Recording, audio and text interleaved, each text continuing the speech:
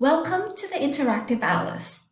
This demonstration will go through some standard features of the interactive maps using the Atlas landing page for diabetes complications as an example.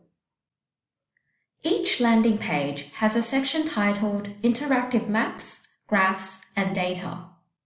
This is the map for diabetes complications.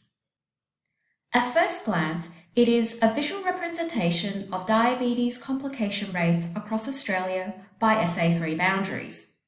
Additional boundaries by LHN and PHN can be turned on or off as shown. In general, darker colours represent higher rates. White areas indicate regions where rates could not be published due to suppression rules. Diagonal lines indicate areas where rates were more volatile and should therefore be interpreted with caution. This map shows that places with the highest hospitalization rates for diabetes complications were mostly concentrated around Central Australia and selective remote and regional areas. This covers the majority of the Northern Territory, as well as parts of Western Australia, South Australia, Queensland, New South Wales, Victoria, and Tasmania. Let's explore what the rates look like around Darwin using the zoom to capital function.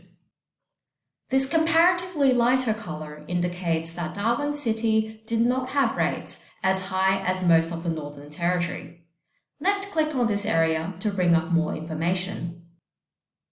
And the pop-up confirms that diabetes hospitalization rate for the Darwin City SA3 was around half of the national figure, and lower compared to the state's average. In comparison, areas marked in dark blue, such as Katherine, will have a different profile. Based on this graph, the rate of diabetes hospitalization for those who lived in the Katherine SA3 was more than 2 times as high as the national average. To explore a different area, type out the location in the address bar or go back to the default view using the Home button. And that covers some basic features of the interactive maps. We hope you will find this useful as you go through the 4th Australian Atlas of Healthcare Variation. Thank you.